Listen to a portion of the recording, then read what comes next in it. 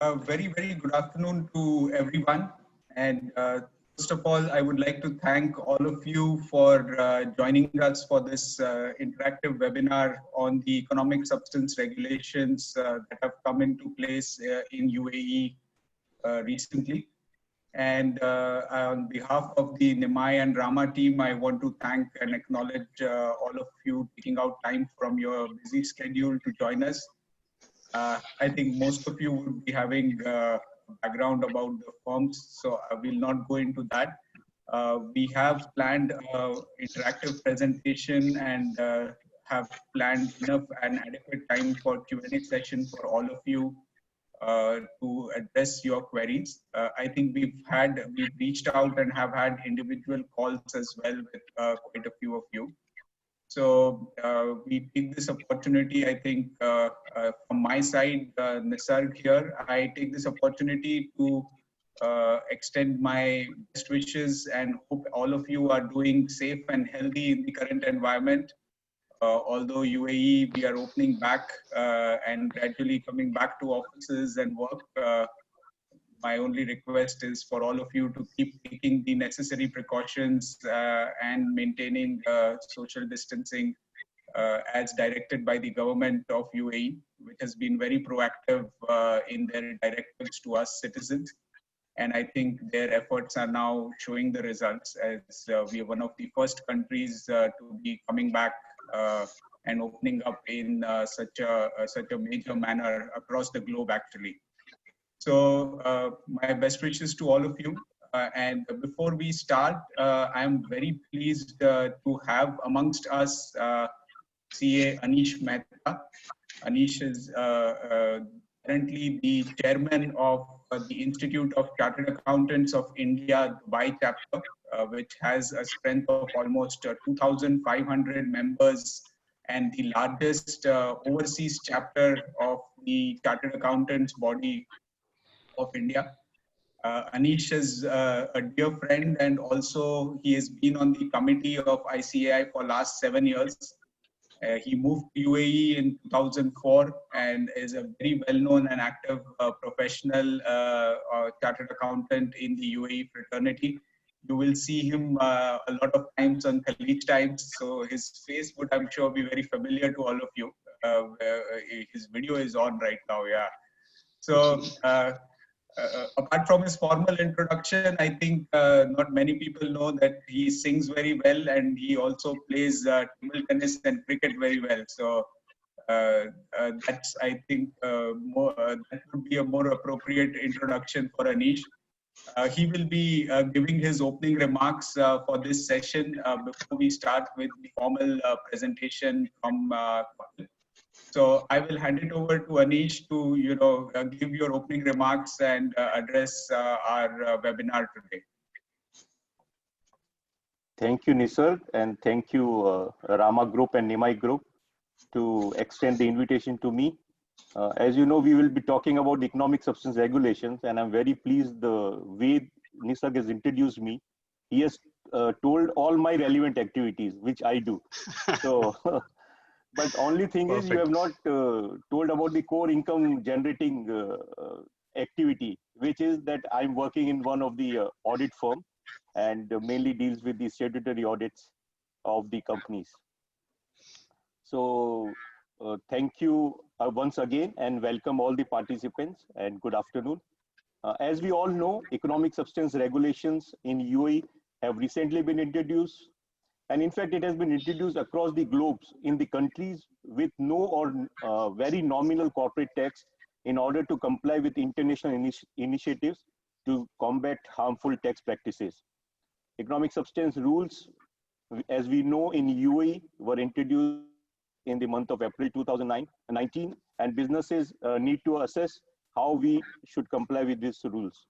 So the first question in everyone's mind is, why has UAE introduced economic substance regulations? So as we all know, the UAE introduced economic substance regulations to honor the UAE's commitment as a member of the OECD inclusive framework of the BEPS. Most of us know that a review was conducted of the UAE tax framework by the EU, which resulted in UAE being included on EU list of non-cooperative jurisdiction for tax purposes. which is commonly known as EU blacklist.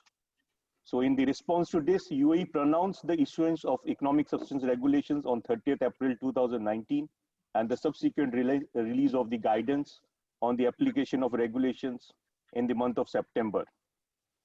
The purpose of the regulation thus is to ensure that UAE entities that undertake certain activities which are not used to artificially attract profits and that are not commensurate with the economic activity undertaken in the UAE.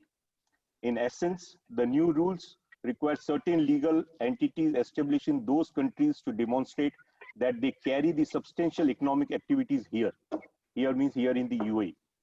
So what entities have to do now? So UAE entities now need to assess whether they are compliant or whether they are required to comply with the economic substance rules. And if so, implement strategies for compliance and prepare for the notification for the reporting requirements. And I'm sure Nimai Rama will be helping all their clients and the entities in general to combat this new requirements. I'll take just two very important questions which generally people ask. Although I'm not into the tax practitioner, but because being associated with ICAI, we have arranged also certain seminars. So I am a little knowledgeable on this thing. So they just ask, do the activities listed on commercial license determine whether a licensee undertakes a relevant activity? So the answer is no, while the commercial license may indeed state the relevant activity, but a substance over form approach. Up till now, we have seen only in the IFRS substance over form approach, but now in the economic substance regulation also, we need to see a substance over form approach, which must be used to determine whether a licensee undertakes a relevant activity and is within the scope of regulation. This means looking beyond what is stated on the commercial license to the activities actually undertaken by the licensee during a financial period. Another important question generally is asked, if all income from relevant activity is earned from outside the UAE, is the licensee exempt from the regulations? The answer again is no, the licensee is not exempt from the regulation. Income from a relevant activity for which the licensee needs to demonstrate economic substance in the UAE includes all income, including income that is generated by the licensee outside of the UAE. So I'm sure as the session will go ahead, you will also know about that what if you don't comply with this, heavy penalties are there. So without much taking more time, only thing I wish to say that you all have gathered here to invest your time, and investment in knowledge pays the best interest. So please do attend this conference very well and have an interactive session. My best wishes to Nimai Rama Consultants, Kapil Bansal ji, Ram Agarwal ji, Nisarg Dugar, and last but not the least, Pankaj Mundra ji, under whom I have served as a secretary of the ICAI Dubai chapter and learned so much from his vision that I'm able to handle successfully the chairmanship of the ICAI Dubai chapter in the current year. Thank you once again very much. I hope I have not bored. Over to you, Nisarg. Well, thank you so much, Anish, and thank you so much for acknowledging all of us. In a more formal and hotel environment, I would have handed over a memento or a token of appreciation at that stage, but we extend our heartfelt wishes and thanks and gratitude to you for joining us. It is much more than what is required. Thank you. Yeah. So thank you so much, Anish. And as we move forward, I think Kapil Bansal, who is our partner on the consulting division and heading the consulting practice here in UAE for us, he'll address all of you on the ESR regulations and the nitty-gritties around that. I think we have a Q&A tab for all of you where you can post your questions as and when you feel relevant questions, you can post it. We'll have a couple of pauses in between to address those questions. And of course, if not, then at the end of the presentation, we have sufficient time to take those. And we will handle all these queries as well. So without taking more time, I hand it over to Kapil to take us through the presentation and or enlighten us on the Economic Substance Act. And thank you to all participants once again for joining us today. Thanks, Nisarg. I hope my voice is loud and clear. Everybody is able to hear me, right? Okay. Yes.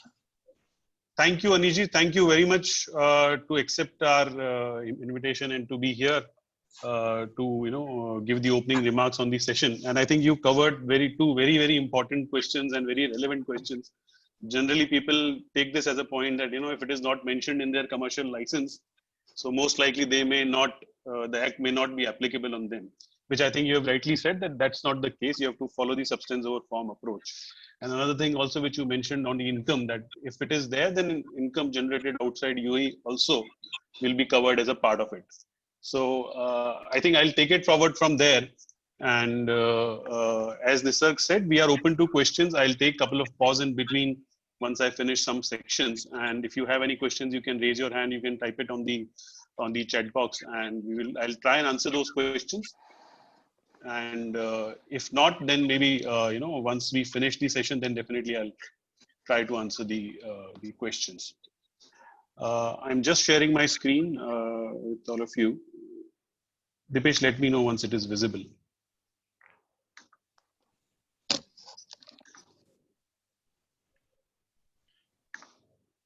Yes, it's visible now. Okay, great. So I'll start with it.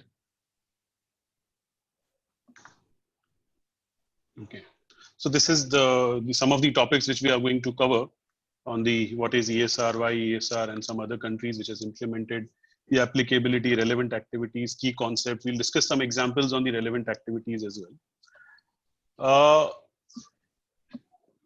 As Anishji mentioned, that the reason behind implementing the economic substance regulations in UAE is the blacklisting, or the blacklisting by the EU, and then UAE committed to the OECD's inclusive framework on BEPS. So I think this is now it is very well known to most of the people related with this law. The background of why it got implemented. So I'll not go much into that.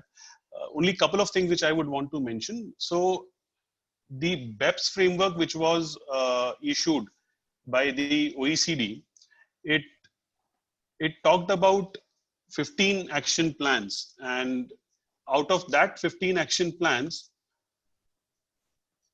4 action plans were taken as mandatory, which every country which was part of the non-cooperative tax jurisdiction or the blacklist by EU was compulsory have to implement. So which were these action plans? This was action plan number 5, 6, 13. So these 4 action plans were compulsorily supposed to be implemented, and the ES has been implemented as a result of the action plan 5, which you can see as counter harmful tax practices. So this is the specific act which UAE committed, then they implemented the law. One thing also which I would want to mention, once the UAE did this commitment to the inclusive framework, it also means that UAE can also be subject to some peer reviews on monitoring of the implementation of the BEPS section points. As far as the monitoring of ES is concerned, be some review which can happen by the EU or the OECD to be rightly implemented.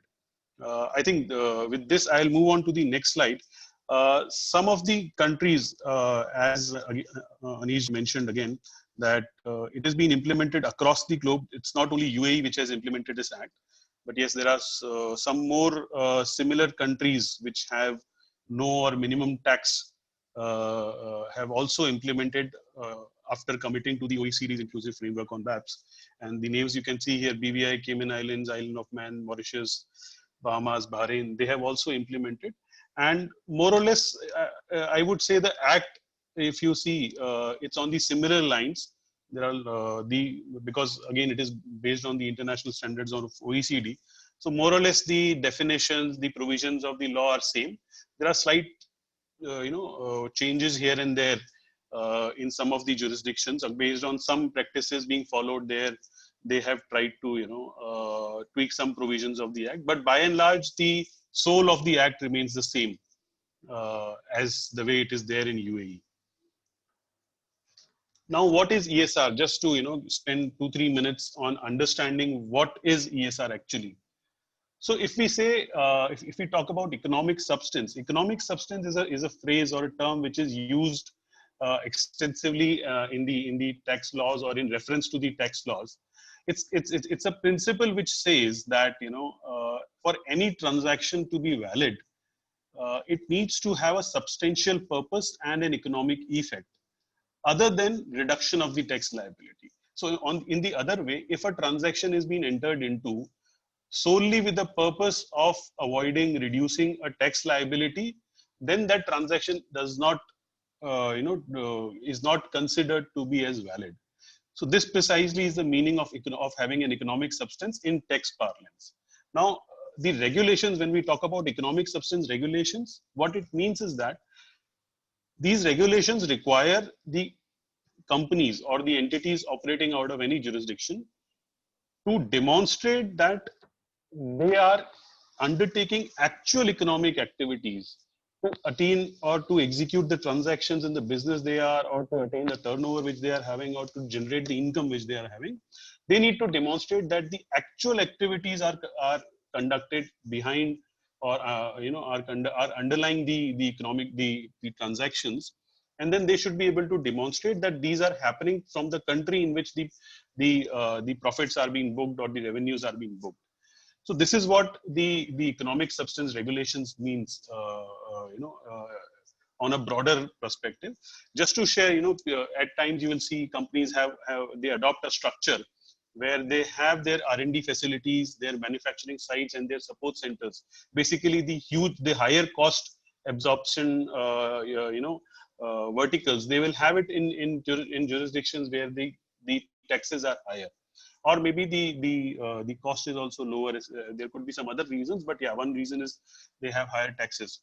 So they will have these things in these kinds of jurisdictions, and the income generating aspects of it, for example, registering the IPs, or having the investments, having a sales and distribution setup, or providing management services to the other countries. So they will set up these things in a lower tax jurisdiction. How it helps them?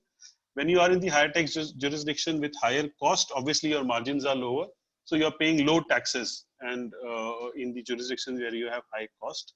On the other hand side, where there is low tax jurisdiction, you are having low costs and the margins are higher, so eventually you are paying less tax. So these are the models at times companies implement for reducing taxes, and this is what the European Union or the OECD or the authorities by and large are trying to curtail, and through this BEPS framework and the ESR law.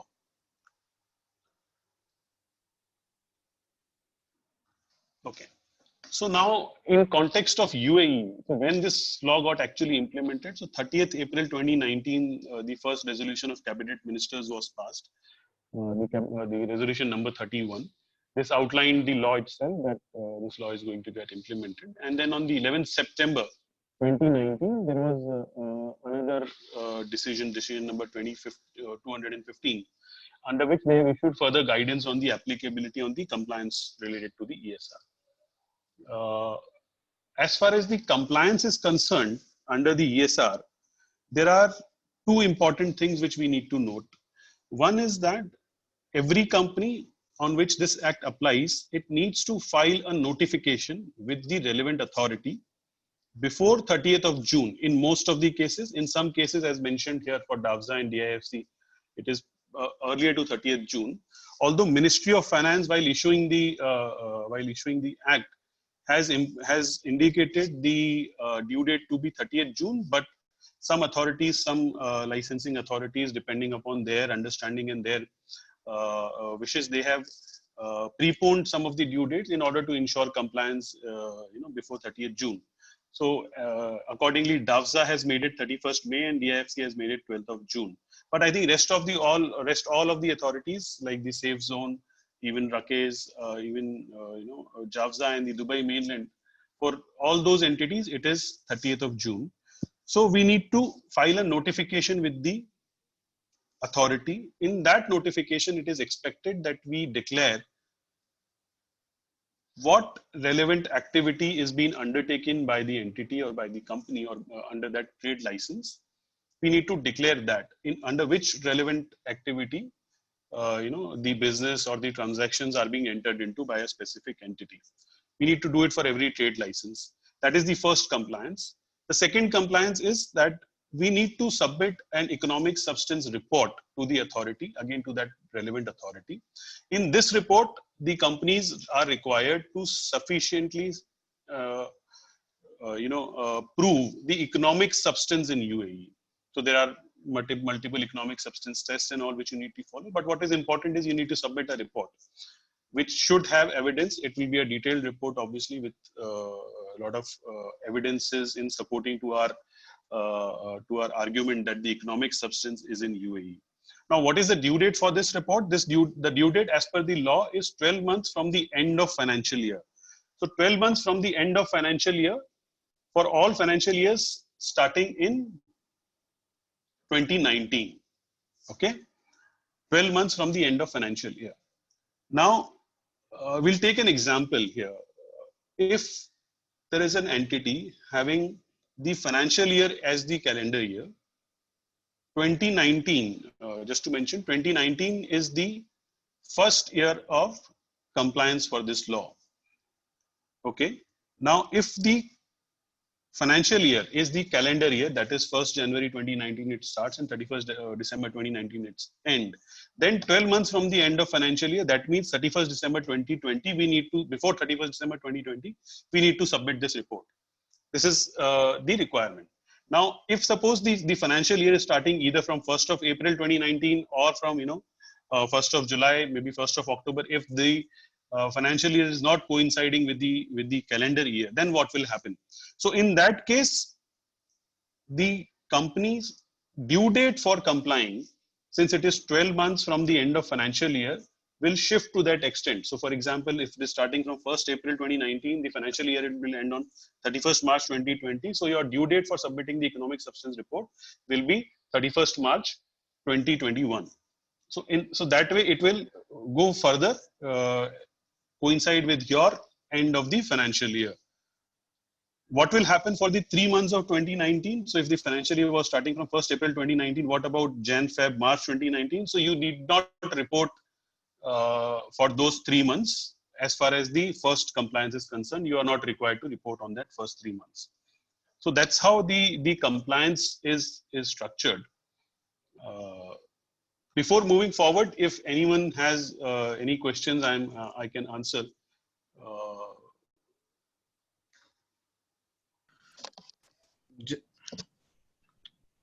Just one question was there in Q&A. Yeah. It states DWC, JAVSA and DSO, what are the notification dates? So I will just answer this. Mm-hmm. For JAVSA, the authority has not yet came up with the date, but Ministry of Economy has defined and clarified the due date will be 30th June. So it will be 30th June. For DSO, the due date was 31st May. So it has already been gone. And DWC, most probably it is 7th June. DWC, Dubai Aviation. So it is most probably the 7th June. There are 2-3 more questions, sir. I will just take those. Yeah, go ahead. Yeah. What is the due date of ESR notification for DED regulatory authority? It is 30th June. 3 days back, they had already issued the form for the mainland Ministry of Economy. So it's 30th June. Will mainland also required to file the notification? Yes, as of now, they will be required to file the notification till more clarification is not being issued. Oh, okay, so I think there are a couple of people which I can see they are asking questions that whether it is only applicable on free zone entities. I think I should have mentioned this, but yes, I should mention it now. See, as far as the applicability is concerned, we'll discuss this in the next slide. But as far as the applicability is concerned, the Act is applicable on all entities, be it a mainland entity, be it an offshore entity, be it a free zone, financial free zone, any kind of entities operating out of UAE, the Act is applicable. So there is no, kind of exemption to mainland companies or to entities which are, even to that extent, it is also applicable on the branches of foreign entities or mainland entities operating out of any free zone or financial free zone. On that, so there is no, if I can put it the other way, there is no exemption in the law as far as the applicability is concerned. It just says that it is applicable on all trade licenses in UAE. There is one exemption, if I can, if I highlight, that exemption says that if the licensee, the ownership is 51% or more owned by the federal government or an Emirates government or by a UAE government body or authority. In that case, those companies or those license holders, those licensees are not required to apply with the provisions of the law. This is the only exemption which is there as a part of the law. Other than that, it is applicable on all entities, including branches. So there is no, exemption to the mainland entities or any other entities as far as this act is concerned. Further, if I may add, that obviously you need to assess whether the relevant activity is being undertaken by the company or not. So that test we definitely have to do. But if the company or the entity or the license holder is engaged in any of the relevant activity, then this act is going to be applicable. The only exemption, as I mentioned, if 51% or more is owned by the federal authority.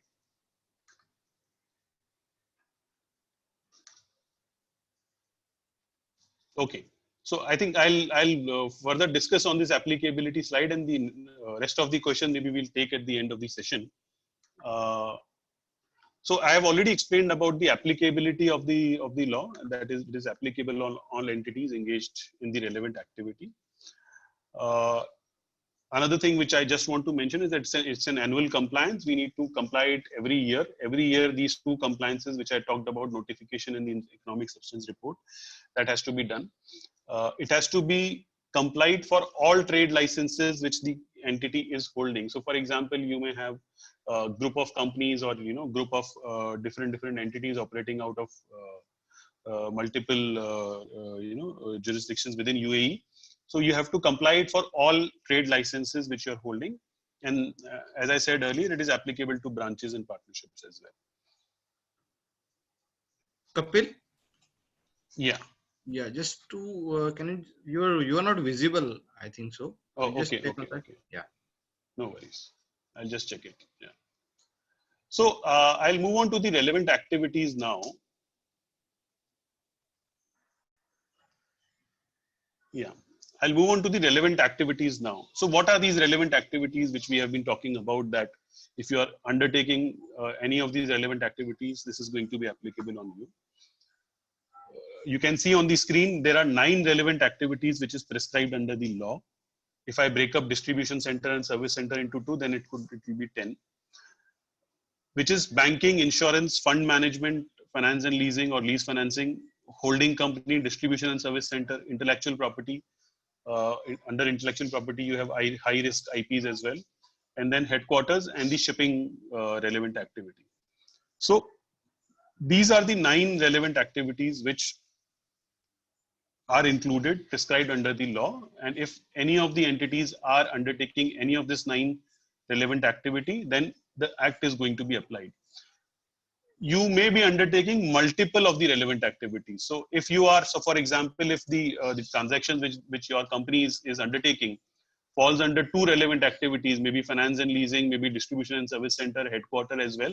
So in that case, you have to comply it for all 3 relevant activities, or whatever number of activities, relevant activities the company is undertaking.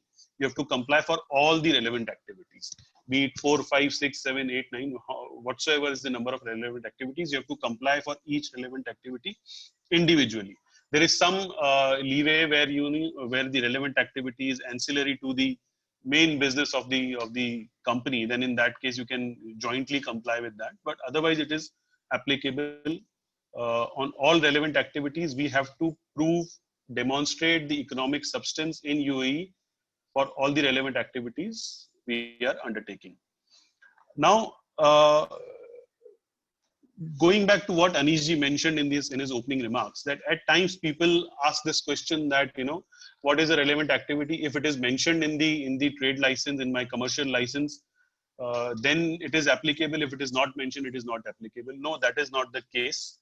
It's really very important for all of us to understand. It is not the case. It is not necessary that your trade license says that you are into lease and financing business. It is not necessary.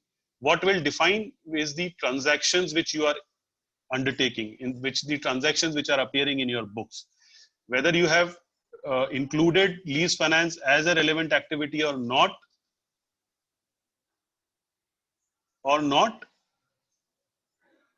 if the transaction is there, then it is going to be applicable on you.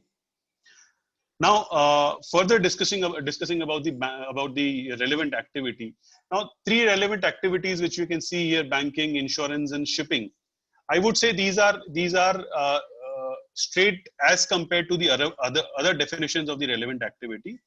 Whether a company is into banking business, whether if you are holding a banking license, then only you can operate as a in the banking business by the relevant authorities.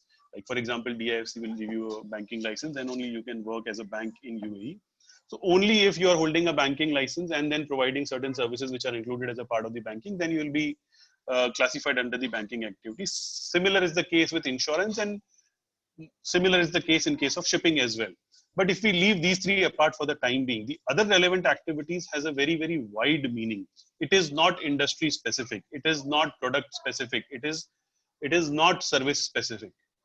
To give you an example, if I talk about distribution and service center, what does it mean? What does distribution and service center mean? It simply means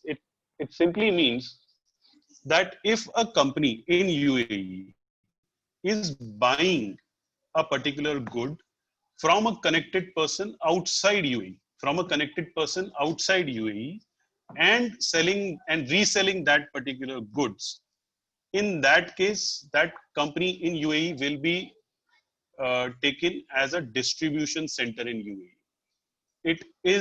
There is no restriction on the product. There is no restriction on any items which you are dealing. Any item, if the company is buying from a connected person which is situated outside UAE and then reselling that those goods or those items, then in that case, this is going to be treated as a distribution center, and the act will apply on you. So this is with regards to the distribution center. Here, I just want to mention, in the act, if you will read, there are some terms which they have used. For example, importing, storing, exporting. So if you read the bare act, at times it appears that until and unless the goods are not stored or not brought in the UAE, within UAE, then in that case it may not be applicable. If the goods are not coming in UAE, maybe you are buying it from India and then directly shipping it to US or somewhere. So then in that case it is not applicable. But that is not the case. In the guide which the department, the authority issued after issuing the act, in that they have removed these words like importing or storing. So those words are not there. Also, if you read the law which is being enacted by other jurisdictions, for example, BVI, Bahrain, there is no such requirement that the goods are required to be stored in UAE. That requirement is not there. Okay. So taking a conservative approach, we would say that even if the goods are not physically coming inside UAE, then also it will be applicable and the entity will be treated as a distribution center in UAE. So this was about distribution center. I'll give you one more example just to explain the breadth of the definitions which they have of these relevant activities. So finance and leasing, if I talk about finance and leasing or lease financing, this also includes any kind of intra-company or intra-group loans appearing in your books. So there is an entity, I'll take an example. If there is an entity A situated in UAE and it has extended loan to one of its group companies, its connected companies, be it in UAE or outside UAE, if it has extended some loan and company A is earning some consideration out of that loan, that consideration could be interest or any kind of fees, charges they are getting out of that loan from its subsidiary, in that case, it will be treated as undertaking the lease financing relevant activity.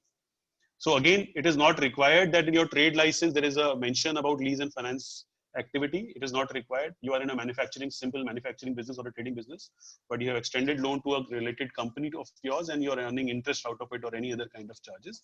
It is going to be applicable. Similarly, headquarter, we should not confuse headquarter with the general parlance, or in the general way we at times we designate certain offices at headquarters. It is not mandatory that the company has designated the particular office as a headquarter office.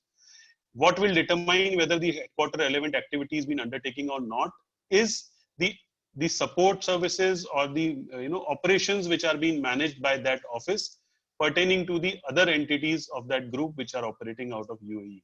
So what kind of services, what kind of support the office situated in UAE is giving to those other entities, that will determine whether you are falling under the definition of headquarter relevant activity or not. So, it is really important that each of these relevant activities are closely examined in context of obviously the transactions which the entity has undertaken in 2019, the balances which are appearing in the balance sheets, and also the purpose of those entities which are operating out of UAE. So it is simply not looking into the trade license or the commercial license and then identifying, matching if one of this is appearing or not, and then simply saying it is not applicable. That is not the case. Substance over form is a key word. We all have to ensure that we follow substance over form approach. Don't go by what is written, but you have to determine what is actually happening and then decide whether the relevant activity is applicable on you or not. I have some examples here. We'll discuss these examples, and then if you have any questions on the relevant activity, then I'll try and answer. So the first example says there is a bank, JK Bank, which is operating in UAE, offering savings accounts, current account, loans, credit and debit cards to individuals and corporates in UAE. So obviously this is part of a banking business. JK Bank can do it only if it holds a banking license in UAE, and then automatically it will be demarcated or considered as in the banking relevant activity. So it has to comply. If I go to the second example, if a foreign bank having a branch in UAE, and what the branch is doing, the branch is providing support services for getting the UAE loans, for any kinds of services which a foreign bank is offering. The UAE branch is not actually providing those services, but helping the foreign bank in getting customers onboarded, or getting them, or doing some marketing and dealing with the customers in UAE. In that case, it will, you can see here I have mentioned service center. So what I'm trying to say is it is not going to be classified under the banking relevant activity, because that branch itself is not providing any banking activity to the UAE customers.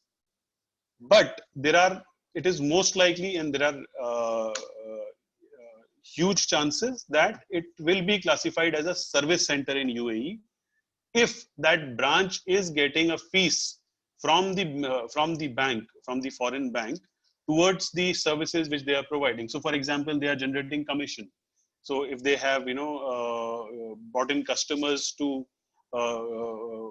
for depositing X amount of money in the foreign bank, and there is some kind of a percentage of commission which the branch is earning in UAE, in that case it may be treated as providing a service. Why it can be treated as providing a service is that the foreign bank is a connected person to the entity in UAE, and it is providing services to that connected person and earning money out of it. So in that case, it can be classified under the service center activity. Case with the third is example in relation to the insurance companies. Insurance companies again should have a license to operate as an insurance company. It could be any kind of insurance. It could be life, health, car, general insurance, anything. If the company is operating in UAE, yes, they have to comply. The only exception is this does not consider the agents and the brokers, or being into a business of insurance agents and brokers. it does not apply to that. So that is not considered as a relevant activity. The next example is about the investment fund management business. So the example says that RSU is a fund registered with the SCA in UAE. So that is also important that the fund has to be registered. It has appointed PQR LLC as an investment manager who looks after the day-to-day business, investment and disinvestment decisions. PQR LLC takes all the discretionary decision about the fund. So if you see, if you realize what the term is investment fund management business. Fund management business, not the fund itself. Since RSQ itself is a fund, being a fund, it does not mean that you are undertaking a relevant activity, but the entity which is managing the fund, in this case PQR LLC is managing the fund, so hence it is applicable on PQR LLC. So PQR LLC will be classified under the relevant activity investment fund management business, not the fund actually, not the RSQ fund actually. Okay, I'll go to the next one, which is about the lease finance. I've got 3 examples here. It is, I believe it is one of the most complicated relevant activity. One is the simple, fifth one is the simple one where, the STU LLC in UAE has extended loan to its subsidiary VWX LLC within UAE and XYZ Limited in India, and then earning a 10% rate of interest on the loan which is extended. So obviously there is a loan which is extended and the entity is earning interest. Yes, it is going to be considered that they are undertaking lease finance as a relevant activity. I'm talking about STC LLC UAE. Both the transactions, whether it's a related party or a non-related party, whether it is in UAE or outside UAE, if any loan is being extended, for that particular transaction, it will be considered as a relevant activity and you have to comply with the provisions of the law there. The next example I'm trying to discuss here is that, for example, if there is a company called Gift Trade Company, it's an wholesaler of gift products and it normally gives a 30 days credit to its customer. And the terms of the transaction says that if the customer is not paying within 30 days, then whatever extra days the customer takes to pay, an interest is going to be charged. Now, such a transaction, interest is going to be charged, then in that case, it will not be considered as a relevant activity.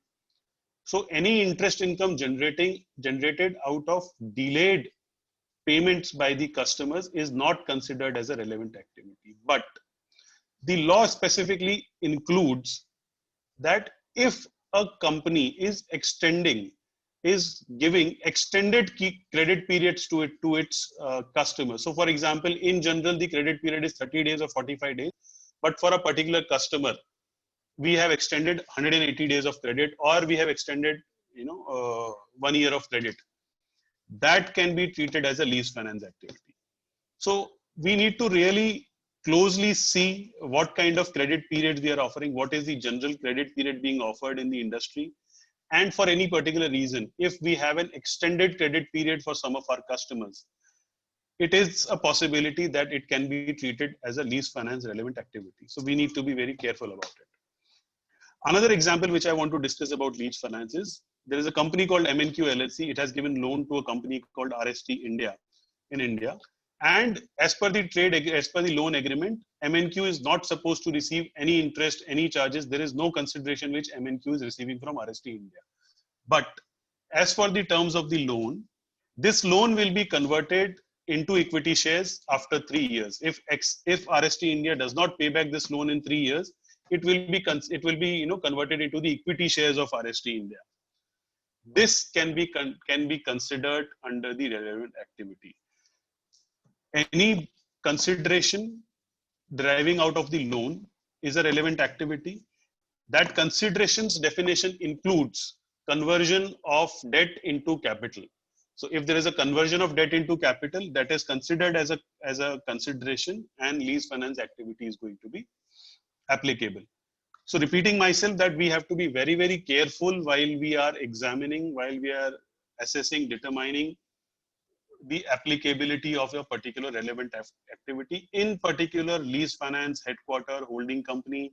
These are some relevant activities which has very, very wide definition, and most of the companies may have one or two transactions here and there which are falling under these definitions. I'm moving on to the next example, which is about the headquarter business. So please focus on the highlighted words which you can see here. So MNO LLC UAE is a part of a multinational group with subsidiaries around the world. Each of the senior management team based in UAE, senior management team is based in UAE, has a responsibility of a different region. So there are, there is a, head of, North America sitting in UAE, maybe head of MENA sitting in UAE. So there are the senior management team which is responsible for different region are sitting in UAE. They are spending time with the subsidiaries. They are providing strategic direction to the separate subsidiaries operating out of UAE. They are managing their material risks out of UAE. Maybe they are managing those risks by outsourcing certain activity, taking some advice from the consultants centrally in UAE and charging the cost back to those subsidiaries.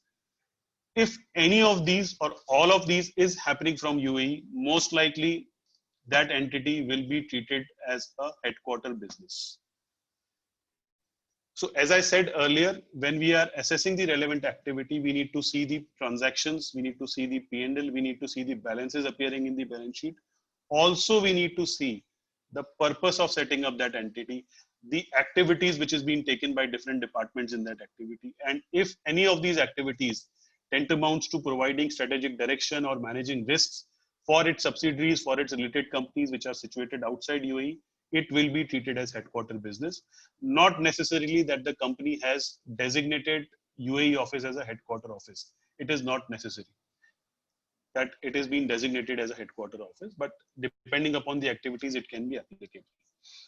Next example is on distribution center. As I mentioned earlier, that if XYZ company LLC purchasing goods from a group company based in India and then reselling those goods throughout Middle East, yes, it is going to be treated as a distribution center in UAE.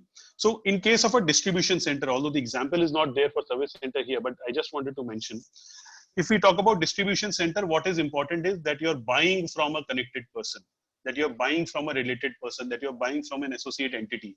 That is relevant. In case of service center, it is the reverse. If you are selling, if you are providing any services to a particular related company outside UAE, then in that case, you'll be treated as a service center. So for distribution center, you should be buying goods from a related company. And in case of a service center, if you're providing services to a related company, in that case, you'll be, so that's how the classification will happen.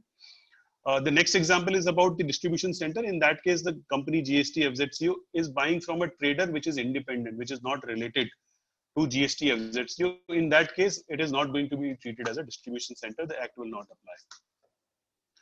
apply. Next examples are on the holding company. So ABC LLC is a licensed holding company. I have put these words in bold because a company can be only designated as a holding company if it holds a license which specifically says that it can operate as a holding company. So this ABC LLC is a licensed holding company having shares of 4 of its subsidiaries, and it earns dividend income out of these investments. Again, the word only is highlighted. This ABC LLC is going to be treated as a holding company since it holds the equity shares or shares in the 4 subsidiaries which are operating, and it earns the income from in the way of dividend or maybe capital gain. But what if this holding company, if you see the next example number 11, what if next year ABC LLC started earning management fees from its subsidiaries for providing some directions or key decisions or managing? So now from next year onwards, the ABC company is not only earning dividend, but also earning some management fees from its subsidiaries because it started managing some of its risks. The moment it starts having income from any other source other than dividend and capital gain, it will cease to become a holding company. But then, since it is getting some fees from its subsidiaries for managing their businesses, it may be treated as a headquarter business. So there are 2 important points. Holding company will be applicable only if it is a pure holding company. When I say pure holding company, I mean the earnings should be only from dividend or capital gains. If the company has any other sort of income, it will not be treated as a holding company. But we need to analyze what is that other income. If that other income is falling in any of the other relevant activity definitions, then it is going to apply. if that other income is totally unrelated, it is not falling under the relevant activity, then the act is not going to apply on that. So it applies only if it's a pure holding company. Last example is on the shipping business. So only one thing which I want to mention here: owning a ship does not makes you part of the relevant activity of shipping business. What is important is the company should be operating those ships. So the operators, so there are companies which owns and operate these ships. Definitely it is applicable. But if the company is only owning and giving out those ships on lease, it is not applicable. The company which is operating those ships, those cargoes, in that case, it is going to be applicable. Cruise ships and fishing boats are excluded. So if the company is operating cruise ships and all, then it is not going to be applicable. So these were the examples which I thought I should discuss. I can see there are a lot of questions which are there. And Dipesh, if you can help me, I can answer some of those questions, or maybe you can also take a couple of those, and then we can move to the next slides. So I would recommend, Dipesh, if you can read out the questions and then maybe Kapil can answer those. That would be a good format to follow quickly. Yes. Okay. Sure. Yeah. Sure. So I will take the question. Like, will you send the presentations to all the attendees? That's fine. Oh yes. Yeah. What is the applicability where the DAVSA company is involved in 100% high sea sales and 0% sourcing from its parent company? So if the entity, as you mentioned, I think Mr. Jatin has asked this question. Yeah, Mr. So if the company is not buying from a related, so it is not necessary that it is buying from a parent company. What is important is that whether it is buying from a connected person or not. So the definition of a connected person is fairly large than being a parent company. But I'm assuming you mean to say that it is not buying from a parent company. In that case, distribution service center relevant activity will not be applicable.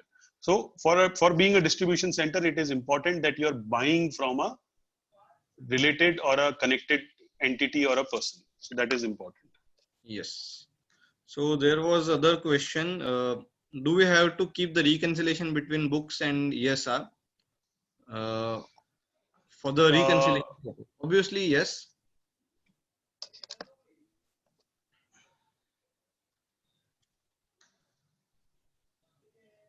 Yeah. Next question, Dipesh. Yeah.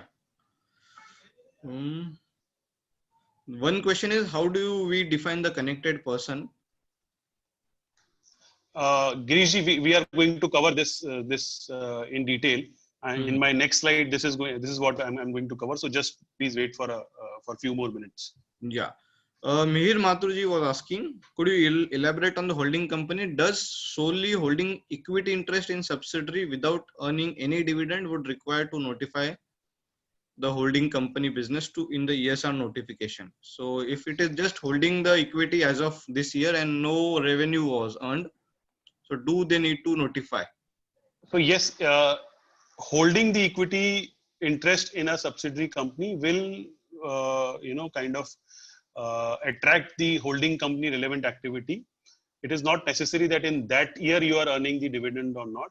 So the law says that if there is a future expectation of a consideration, then also it is going to be applicable. So you may earn capital gain in future by selling those shares of the subsidiary, or in future you may have some dividend income out of that. So in that case, but just I want to mention, Mihirji, one point here. The compliance or the requirement of economic substance tests which needs to be passed in case of a holding company are very, very, very, very limited. So it is just to have adequate number of people to manage the holding company operations. And being a holding company, since it is not actually undertaking any business, even one person, if it is able to manage the operation, the size of the holding company is not big. So in that case, it can also suffice the economic substance test. So the compliance requirement of a holding company is very limited as compared to other companies. But yes, if there is a equity interest in a subsidiary, then it is going to be applicable whether or not you have earned dividend in that particular year or not. Yeah. Next question is ESR applicable to offshore companies? Yes, it is applicable. Certainly it is applicable. if a company, Mr. Pankaj Kumar is asking, if a company is trading company who is not buying anything from connected person, but they have given the loan to a connected person, will it be covered under ESR? Yes, yes, Pankajji, it is going to be covered, but under a different activity. If you would be a trading company buying from a connected person, then probably you will be falling under the distribution center as a relevant activity. But now you are saying that you have given a loan and you are earning interest out of that loan, then you may be treated under the lease finance activity. If you are doing both, you will be under both the relevant activity, and for both the relevant activity, you have to prove the economic substance.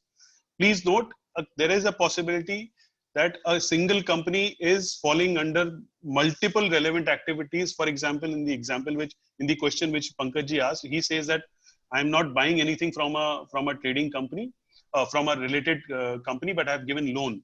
So in that case, it will be treated as a lease finance relevant activity. If he would also be buying from a connected person and reselling it and also have given a loan, then there are two relevant activities which are applicable. And you have to prove the economic substance for both the relevant activities. So the other question is, Mr. Jamish Raju Popat sir, if the local company is importing parts from foreign connected company and selling them outside the country after assembling, will that be covered under distribution? So they are purchasing the spare parts and then assembling it. So again, sir, this is not very explicitly mentioned in the law. The word reselling is mentioned in the law. So we are taking an interpretation that reselling of the same product is applicable. So if the nature, the form and shape of the product is changing, you are buying something and you are doing some kind of a manufacturing or processing on those products and then selling those products. So the product has lost its form and shape, and you have obviously you have some activity in UAE in the form of assembling or manufacturing or processing those products. It is possible that it is not going to be applicable, but as I said, this is a slightly gray area. We need to go into further details of it, and then we should be deciding finally what should be the view. Yeah, okay. So there are Shall we keep the rest of the questions for the end of the session? Otherwise, we may miss on some of the more important points which I am trying to discuss. Yeah, just a sec. We can do that, and we will have to keep some time at the end because the questions are also increasing. So some relevant time. How much time we have left? If Dipesh, can you help me with the time? How much time we have more? We have another 20 to 30 minutes to go maximum. Okay. So I'll be quick enough, but there are some important concepts which I want to discuss before we move on. So these are some of the key concepts which are very, very important. Each of these concepts, while we are determining the applicability of this act, or we are filing the notification, or we are submitting the ESR report, we must understand each of these concepts thoroughly. Substance over form, I have already discussed, but just to re-emphasize, it means that what is written on paper is not really relevant, but the underlying activity or the underlying transaction is important. So this is specifically in context of determining whether the relevant activity is applicable or not. We need to follow a substance over form approach. Whether we can accept that clause or not. Adequate and appropriate. So why I have included this adequate and appropriate term here. If you will read the law, this term is very, these terms like being adequate and being appropriate is very extensively used in the law in context of the economic substance tests. So for example, one of the economic substance tests requires to have adequate number of employees in UAE. But there is no definition of adequate. There is no benchmark given what is adequate. So for example, there is no such benchmark which says that if you have $10 million of turnover in UAE, then you should have at least 50 employees. It is not there. So what does it mean? So obviously, if we see from the law side, it is really difficult to define a benchmark. Every company operates in its own way. There are different dynamics which are involved in managing a business. So it is really difficult for anybody to define a benchmark across for all types of entities, industries, companies, and all. So then what it is now, the onus now is on the entities, is on the companies to define what is adequate for them. So I am having X company in UAE having $10 million of turnover. I am managing with 100 employees. I have a friend who is having similar companies, same size, similar business, but he is managing with 10 employees. So my friend has to have to make his own case that why is he able to manage $10 million of turnover with 5 employees. So there is no requirement that you should have minimum 10 employees or minimum 20 employees. You have to make your own case. So this adequate use of this term adequate make the law very subjective. It obviously gives you a flexibility, but at the same time, the onus lies upon you that if you're taking a position, you should be able to stand that position. Similar is the case with appropriate. The law requires you to have appropriate expenses, appropriate assets in UAE. Again, appropriate is not defined. What is appropriate? Each company, each entity, each licensee have to define appropriate for themselves, and they should be able to prove it to the authority that this is what appropriate for me is. So it is really important for us to define appropriate and adequate in context of our businesses. SIGA is nothing. It means core income generating activity.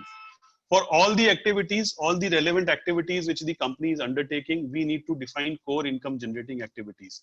There is some kind of some examples on SIGA which has been given by the authority as well.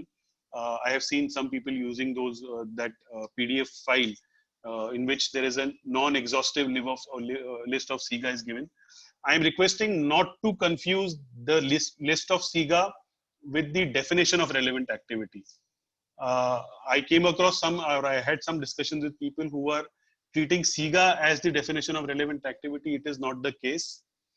SIGA comes once you have defined a relevant activity. For that relevant activity, you have to define what are the core income generating activities. So if I can, give you some examples here, what do I mean by the core income generating activities? So for example, if we are talking about the investment fund management relevant activity, so these 4 can be considered as SIGA. And again, this is not exhaustive. It is only an indicative list. You may have your own SIGA for an investment fund management business, which is not listed here. So what is the SIGA? Taking decisions on holding and selling of investments, calculating risks and reserves, taking decision on currency of interest fluctuations and hedging positions. So these are the core income generating activities for managing an investment fund management business. That is what it means. Now, what do you have to do once you define SIGA? You have to ensure or you have to prove to the government that all these core income generating activities are being managed, controlled from UAE. This is one of the economic substance tests, which says all the SIGA should be managed from UAE. Economic substance tests, there are some kinds of economic substance tests defined by the under the law. So the company should be appropriately directed and managed in UAE. As I mentioned, SIGA must be conducted in UAE. We should have adequate number of qualified employees. Qualified employees, this is again a very important term. It is not enough to have number of employees. The skill set of those employees should match the requirement of managing the business. So just having X number of employees does not mean that we will be able to prove the economic substance. The right skill set should also be there. Adequate operating expenses should be there in UAE. We should have physical assets in UAE. We should control and monitoring of outsourcing. I'll come to these outsourcing activities in few minutes, but this is what basically it means. Then BAPS, it's the base erosion and profit shifting. This is the reason why the law is getting implemented to curtail the practices of base erosion and profit shifting from higher jurisdiction countries to lower jurisdiction countries. So whenever we are analyzing the impact, whenever we are assessing the applicability, we must understand the concepts behind BAPS. There are various, publications, various guidelines which has been issued by OECD and by other authorities, which defines BAPS in a very elaborate manner. So I would recommend that we should read those guidelines to be able to, evaluate the provisions of the law in a better manner. Self-assessment and self-reporting. This act is completely based on self-assessment and self-reporting. What I mean is that the onus of proving economic substance lies on the companies. Obviously, you are subject to review and assessment from the authorities. But whatever you are declaring, you should be declaring in good sense with the right intent. And as I said, the onus is on you. If we are found on the wrong side of the law, obviously penalties and some repercussions may follow. Passive activities, again, very important. This is again a very common question at times people ask that, I have given a loan, but I have only earned, the interest which I earned is only 0.01% of my revenue, total revenue which I have generated. It doesn't matter. It doesn't matter whether you have earned $1, $2, $100 from the relevant activity. If you have undertaken that relevant activity, irrespective of the number of dollars you have earned, it is going to be applicable. Yes, the requirement of proving the economic substance may fall drastically if the income is very low. Obviously, because if it's low income, you don't need you don't need large infrastructure to manage it. So to that extent, the economic substance tests can be easily passed. But as far as the applicability is concerned, the law is applicable. Coming to the definition of a connected person, as Girishji was asking, in some of the relevant activity, the transaction will be treated under the relevant activity only if it has been undertaken with a connected person. In some cases, having a connected person is not required. For example, in case of lease finance, transaction with the connected person is not required. But in case of a distribution center, if the transaction is happening with the connected person, then only it is applicable. Now, what is a connected person? Now, again, there are very elaborate definitions which are available otherwise as well, other than what is defined in the UAE law. And I believe we must read the global perspective, the OECD's perspective on controlling on connected persons, and then taking a call. What the UAE law says as a definition: connected person, it can be a natural or a judicial person who is related to one or more natural or judicial person through direct or indirect ownership, control, or common control. Direct or indirect ownership, control, or common control. There is no percentage which is being defined. It doesn't say that if there is a common shareholding, if X holds 20% of Y, then only it is going to be treated as a common person. If X and Y have 5 common directors, then only it will be considered. So those kinds of numbers are not there. What it only says is that direct or indirect ownership, control, or common control. So again, substance over form will prevail. We need to examine what is the real situation, what is the real picture. On paper, two companies may not look like that they are related, that they are connected, but the way they are being managed, if there is a connection which can be established, it will be treated as a connected person. There are some more guidelines, as I was saying. So there is a common reporting standard of OECD, which defines the definition of the controlling persons. Even the FATF, the Financial Action Task Force, which is again the body of the International Monetary Fund, they have also in some of their recommendations have defined, in general, 25% or having a common ownership of 25% or common control, which can lead to kind of a 25% ownership. So that in general is being regarded to be defined as a connected person. That is in general the position, not defined specifically in the law. So there are furthermore some more definitions of beneficial owner and which are available, which we may have to consider.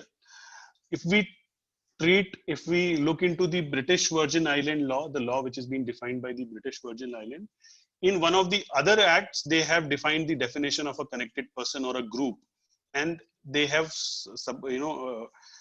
extended that particular definition in the ESR law as well, which includes a parent company, subsidiary of a parent company, subsidiary of a parent of the first company, or parent of subsidiary of the first company.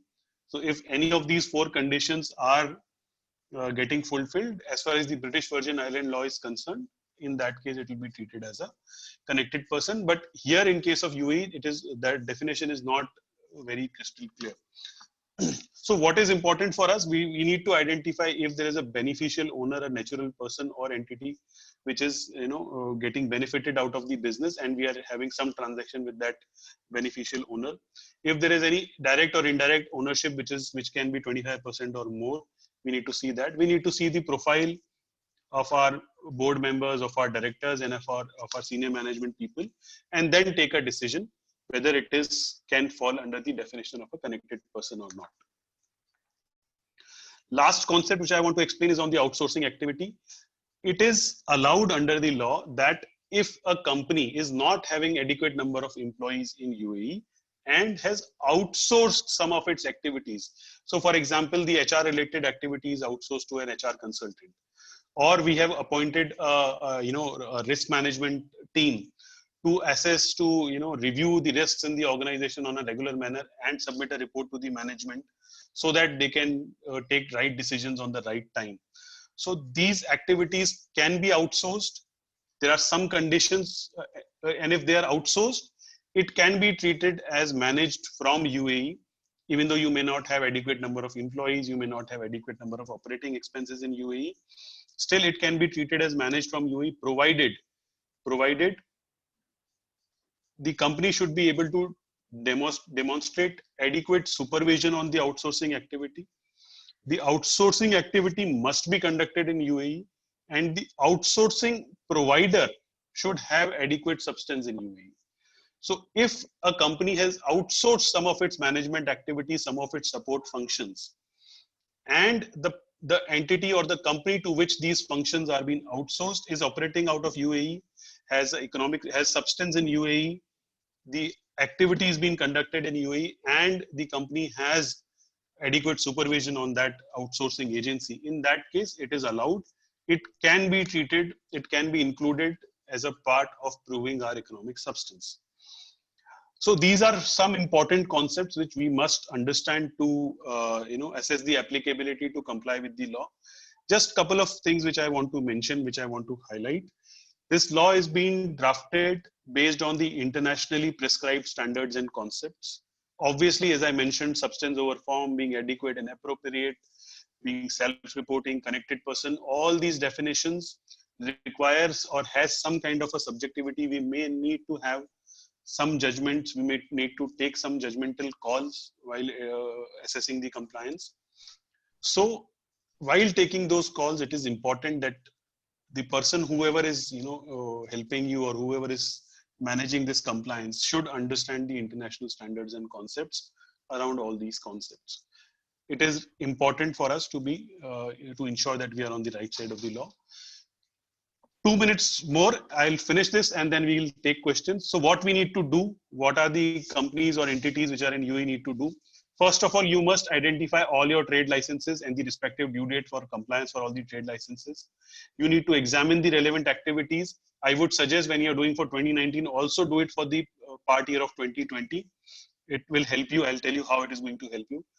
You have to file the notifications as per the due date. So 30th June for most of the relevant authorities, 30th June is the due date. You need to file the notification for 2019 on 30th June 2020. You have to list SIGA for all the relevant activities, core income generating. So whatever relevant activities you are undertaking, prepare a list of core income generating activity. Assess the place of management of SIGA, from where this SIGA is being conducted. You need to assess that. You need to perform the economic substance test and gather proof and evidence. It is really important. We may assume that we have economic substance in UAE, but if we are not able to demonstrate it by means of some documents, by means of some meeting agendas, some decisions, then it may not be very useful to us. So it is really important to gather proof and evidences in relation to these tests. If we are falling short on any of these corrective action, any of these economic tests, then we must take some corrective actions and then submit the economic substance report to the UAE authority. So this is what you need to do in order to comply.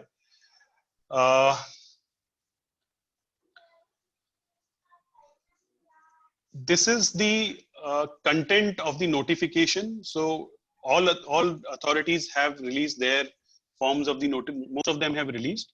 But what we need to kind of declare in the notification, I'll quickly read it out. Whether or not you're carrying a relevant activity, the income generated out of the relevant activity in the reportable period, that means 2019. Any part of the licensee gross income is subject to. So if your income, it's a very important point. If any of the income generated out of the relevant activities in UAE, and if it is the case that that particular income is offered for tax in a different country. I'll give you an example. You have a branch office in UAE. The main company is in India. There is a branch office. The branch office is earning a profit.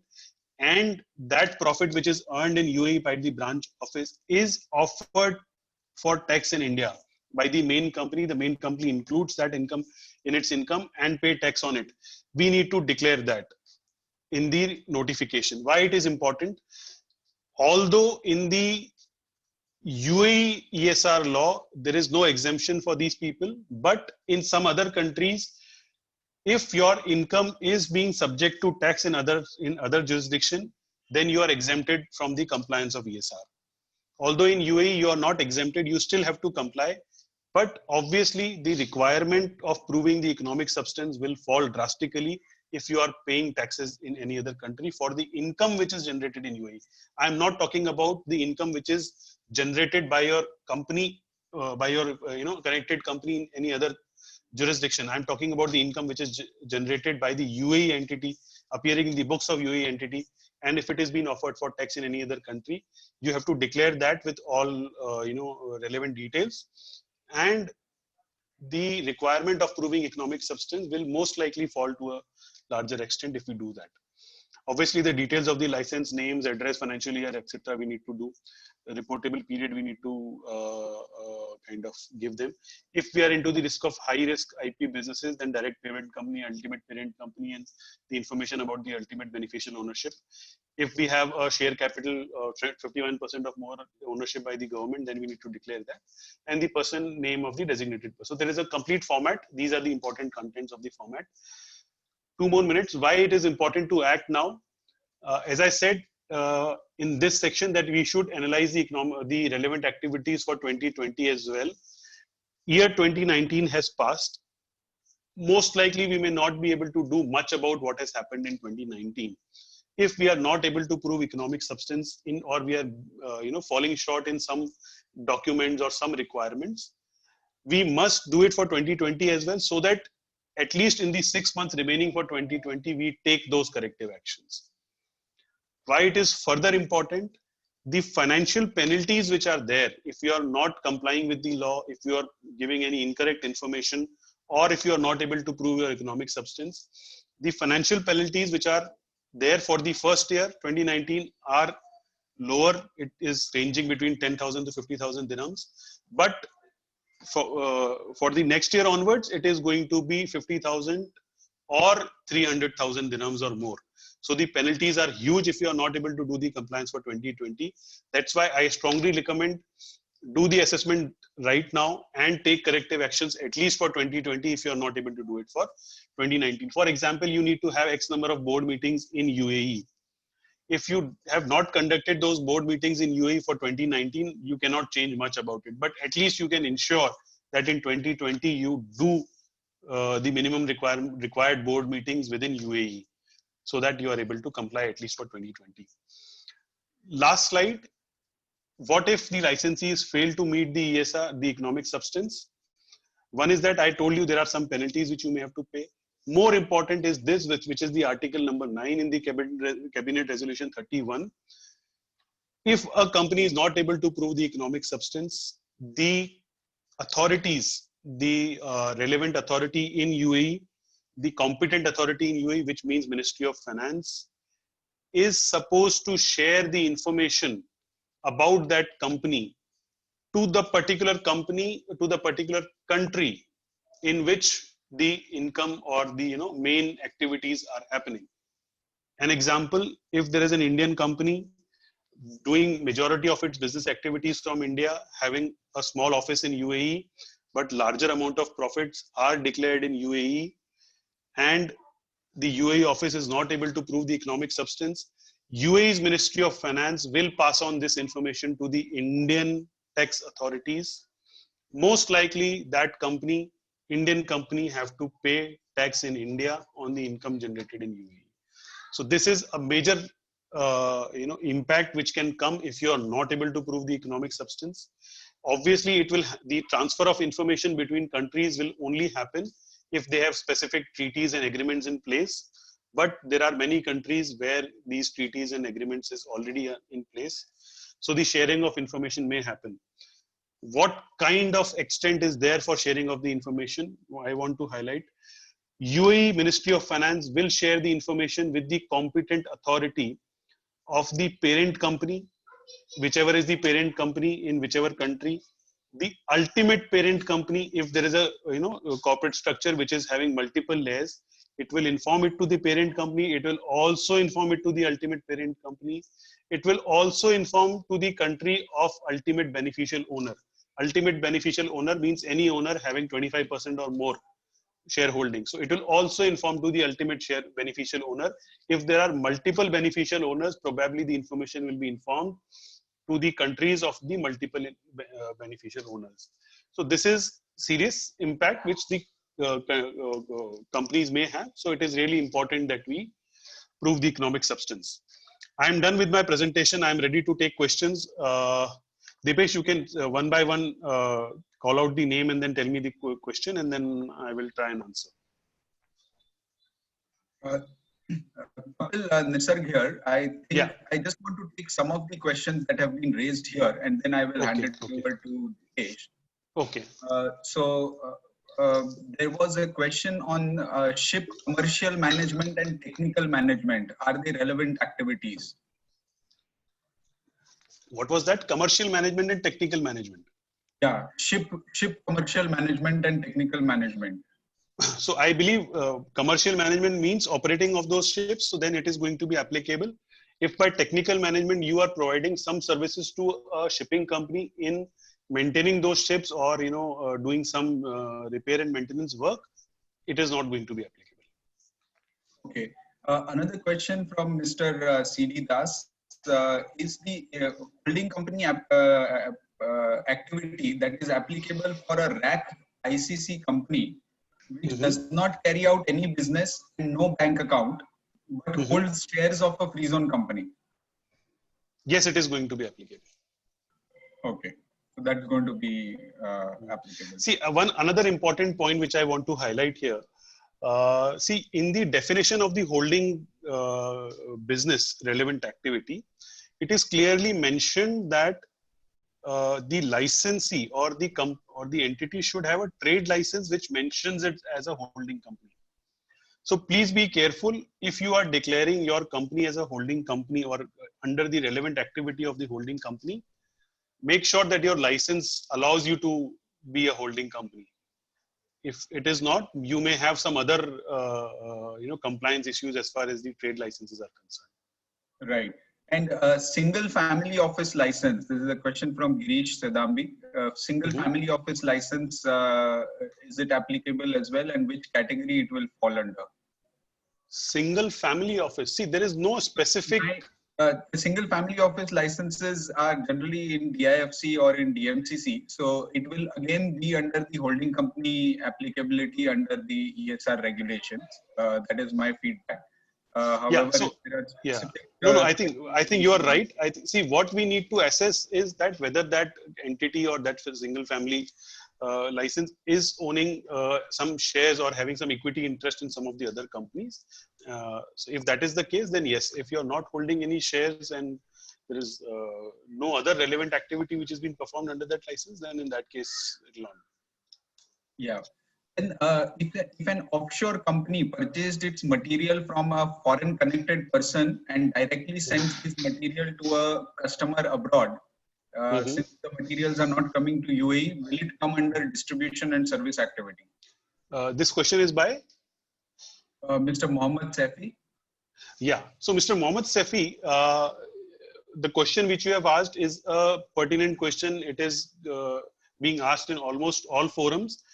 One of the reasons why it is being asked, there is a slight confusion which is being created, because when you read the act, it says importing, storing. Those words are included, so it has to be imported and stored. But if you read the guide which is released on the relevant activities, it has removed those words of importing and storing. So my view is that it is going to be applicable from the law side. As I said, that there is a slight amount of confusion is there. Why I'm saying so it is applicable? One is that the guide came after the law came. So probably there is a correction which has been done. Second, if you read the law of other countries who have implemented the economic substance, these transactions are included. So it is not necessary that you are importing the goods within the country and then storing it and then reselling it. Even if you are doing a third port shipment, directly sending goods from X country to Y country without importing in UAE, it is going to be applicable according to me. This is my view. Okay.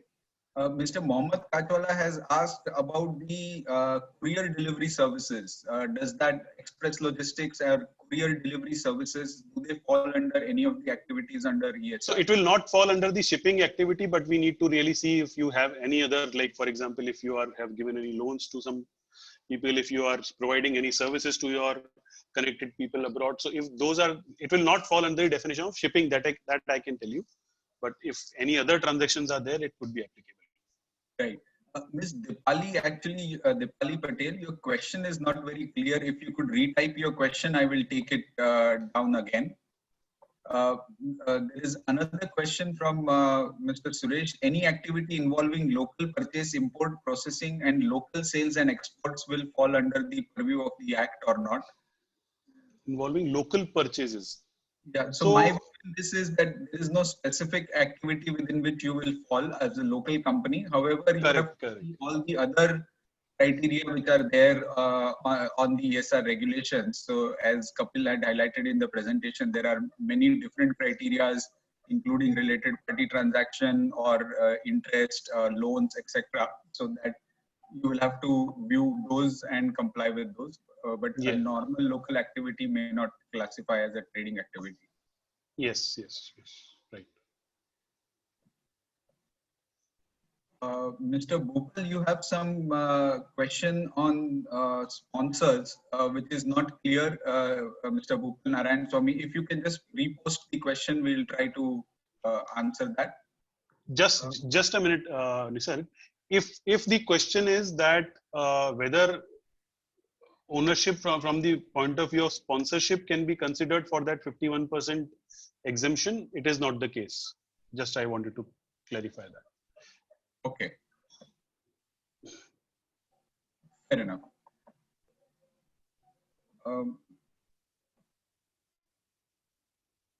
Mr. Suresh has asked if the distribution clause does not apply if the purchase is done from non-connected parties and resold. Yes, it does not apply. Great. And Jaimish Rajput, company registered in another country having foreign branch license in UAE and earning only dividend to equity interest in another foreign registered entity. Then most likely you will be classified under the holding company. So again, one more thing to clarify. Please don't confuse holding company with the accounting definition of holding company, where you need some minimum amount of shareholding in a particular company. Even if you are holding 1%, 2%, 3% equity shares of that company, it can be treated as a holding company in UAE for the purpose of ESR law.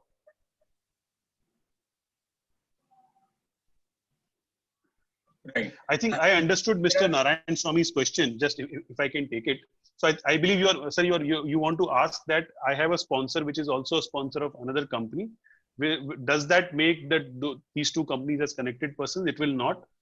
Sponsorship from the point of view of economic substance regulation will not be considered for defining these connected persons. I'll just go to the chat box because there have been a few questions which have been posted on the chat box as well. Okay. If the financial year of the company ends in March 2020, and also they are required to file ESR notification before 30th June? Yes. So the date of notification does not change. It is a fixed date. 30th June is the date for everybody, be your financial year is ending on March, April, whenever you need to file. Only the date of economic substance report will change. The due date for that will change. Notification will not change. Also, just I want to, it is an important question. If suppose your financial year is starting from 1st October 2019, it is going to end on 30th September 2020. The due date for filing notification is 30th June 2020. Even though you have to file it, even though your financial year has not ended, you have to file the notification on 30th June for whatever year has passed in 2019. So that is the requirement. The due date for economic substance report, filing of the report will definitely change, not the notification. Right. And the other part was notification is applicable to offshore companies. So that is, yes, that is applicable. Another question is actually from Pankaj Mundra. Procurement from affiliate outside UAE and selling to affiliates outside UAE, is that covered in this act? And oh yes, yes, it is covered. It is covered under the ESR. Yeah. And any benefit of this report of a client to a bank? Any benefit of this report to a client who's a bank? No, as a benefit to a bank by can the bank ask the client to submit the ESR report? Okay. In that sense. So yeah, at times the bank can find out some impacts which may arise on a company if they are not able to prove the economic substance. Probably they will have taxation impact in a large manner. They will have penalties in a large manner. So this information, if it is useful for the bank to assess the credit worthiness or the existence of a particular company in UAE, yes, it can be. Just I want to add one point here. In the BVI law, it is mentioned, sir, that if you are not able to prove your economic substance, you are free to take away your license and move out. So maybe if any of the companies are not able to prove economic substance and the bank is able to identify it from the report, there are chances that those companies may not exist in UAE anymore. So that information can be useful for the bank. Right. The next question is on if Poonam Joshi has asked, if one company has given loan to another company within UAE, is it considered as a relevant activity? It is. That is covered. And provided you are earning interest, you are earning anything out of it. Right. Khushbu has asked a question: if we are importing goods and selling in UAE, we fall under the ESR, and do we have to mandatorily file ESR?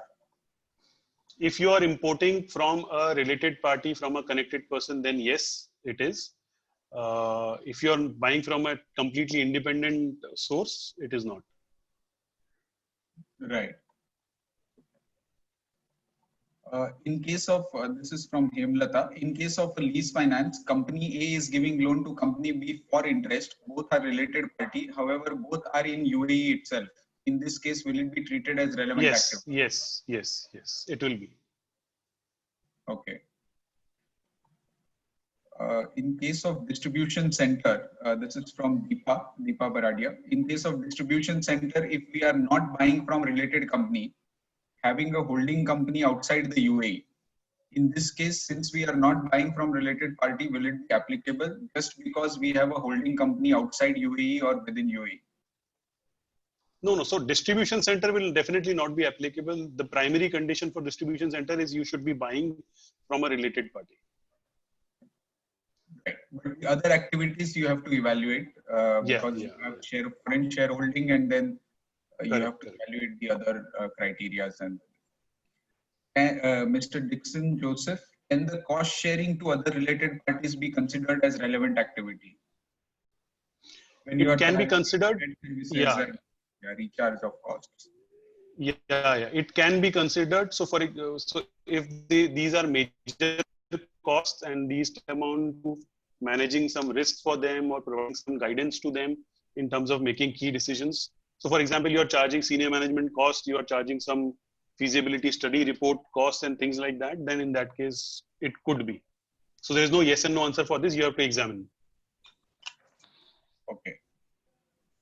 So Hitesh Patel, I think his question is basically that there is a holding company in DMCC having shares in a subsidiary which is outside of the UAE. And the holding company in DMCC is not doing any business. Only the subsidiary outside the UAE is doing business. So is that covered? Yes. So that Yes, I think yes. is absolutely covered within the holding company definition, and you will have to file the notification. That's my Yes, interpretation. it does. It does. It does. It does. Mr. Dipanshu Poddar is real estate individual owner of a real estate covered under ESR for renting of commercial shops and residential building. Real estate owner is covered under ESR. No. Sorry, I couldn't get that question. If you can repeat So it. Sir. there is an individual who is having real estate holdings and earning income from renting of commercial shops and residential building. No, renting of commercial shops and residential building does not form part of any of the relevant activities. So provided you are not earning any other type of income, it probably may not be applicable, but you have to analyze the other incomes if you have any. For individuals, it's not applicable at all. Yeah, yeah. Himlata Dasari had another question. If the company is closed and trade license is cancelled now, but was active during 2019, will the ESR apply? Yes. That's a tricky question, but I believe you should comply it since it was active in 2019. Probably for 2020, you may not have to comply. Right. Holding company is not mentioned as an activity in the trade license. I did not get this question. So I think this has been asked because I mentioned that please make sure that if you're declaring yourself as under the holding company relevant activity, at least that is mentioned in your trade license. It is not from the ESR point of view, but from your compliance to the economic laws, yeah, regulatory authority. So from that point of view, it could be an issue for you that you are declaring yourself of being involved into a relevant activity of holding company, but actually your license does not allow you to do so. Right. The last question from Girish Sedambi again. In case of a distribution and service, what if the company buys from independent source and sells to parent company or connected parties? So in case of distribution center, Girishji, what is important is from where you are buying. From to whom you are selling is not really important in case of a distribution center when we are talking about goods. If I'm talking about services, what is important is to whom you are providing the service. So if you're talking about goods, selling goods to a connected person but not buying it from a connected person, it is not going to be applicable. But if you're selling services to a connected person, it is going to be applicable. Is there a structured format for the notification? Yes, it is. It is there. So all authorities have released. Some of them are yet to release, but the format is more or less the same. Right. Diwali has reposted her question. If one of the UAE company outsources all the HR, marketing, and administration expenses by another UAE company, but both the companies are managed and controlled by one person. Oh, okay. Both the companies are within UAE. Okay. So is ESR applicable? Oh yes, you are providing services to a connected person. It's a UAE entity only. It's not a foreign. Both the entities are in UAE. Is it? Then it's. Oh, okay. Then it is not going to be. So for the reason of this particular transaction, it may not be. Okay. Mihir Mathur has asked a question. In case of a company in UAE that is a wholly owned subsidiary of a company in a taxable jurisdiction, does that company have to disclose that its income is being subject to tax in the jurisdiction of its parent company?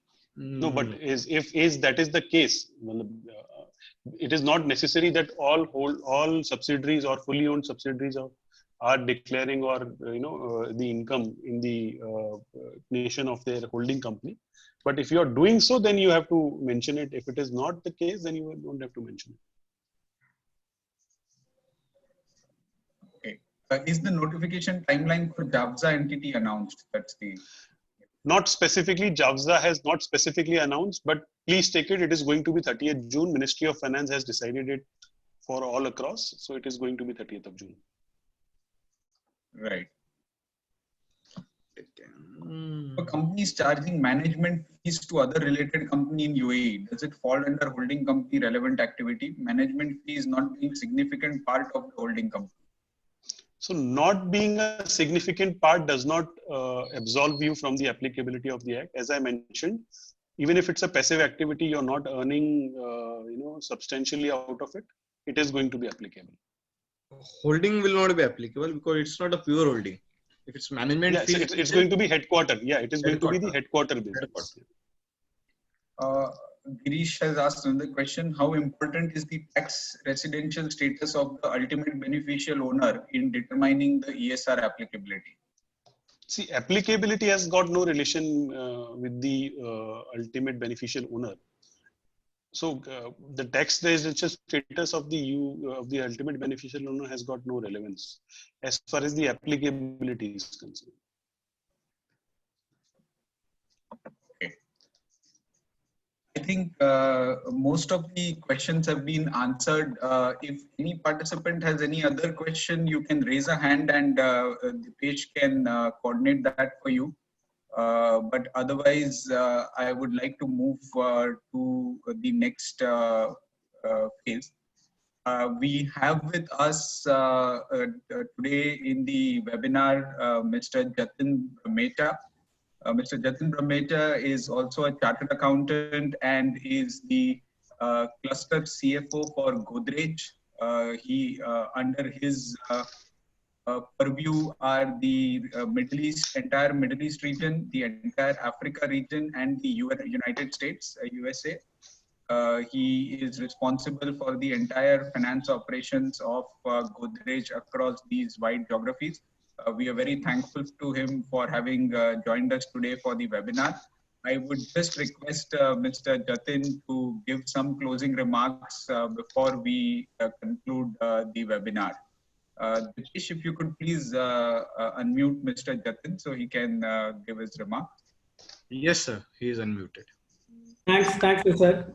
I think thank you very much for inviting me for this webinar. And Kapil, I must say that the presentation was very, very comprehensive, very well compiled, and very, very well presented. So compliments to you for a, Thanks a lot, sir. Very good presentation. Okay.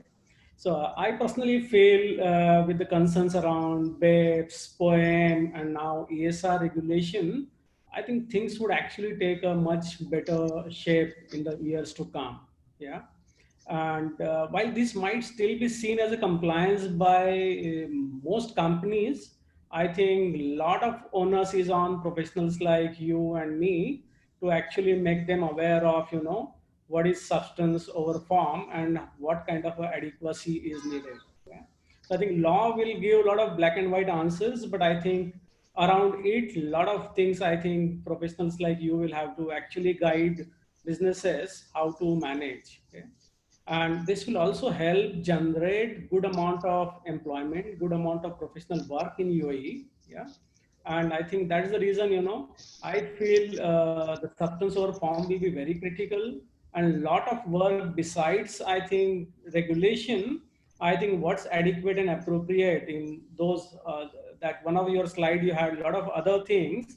I think most other things, will be easier one, and the easiest one will be actually the toughest one. How do you decide what's adequate and what's appropriate? Yes. Yeah? Yes. And that's where I think a lot of work you guys should start working around, because that is, nobody is going to give a right answer to that.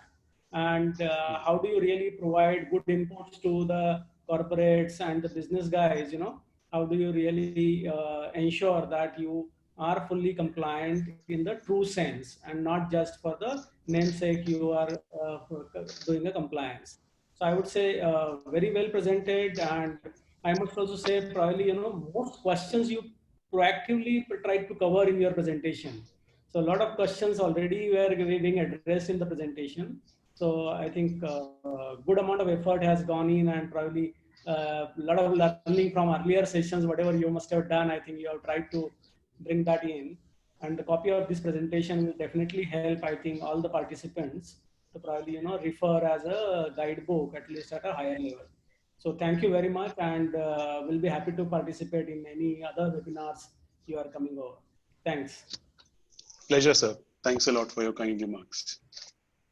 Thank you so much, Jatinji, for joining us and for giving the concluding remarks. I would like to thank all the participants on behalf of Nimai and Rama for having joined us for this webinar. We hope it has helped to clarify a few of your doubts and questions that you might have around the ESR applicability.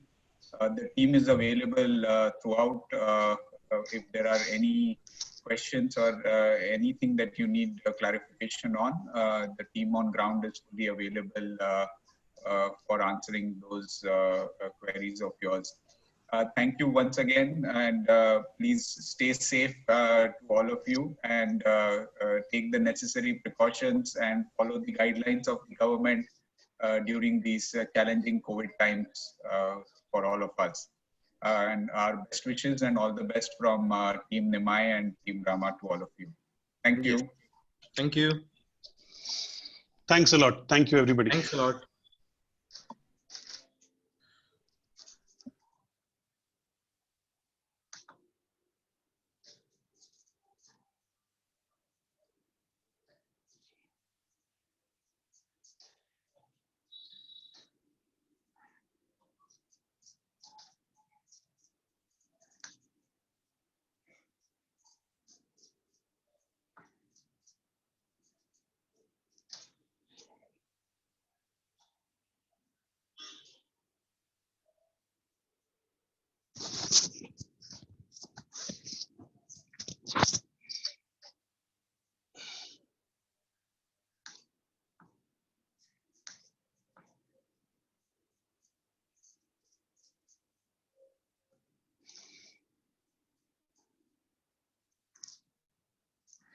Fine. Thank you, Dipesh. I think we'll connect again on phone. Okay.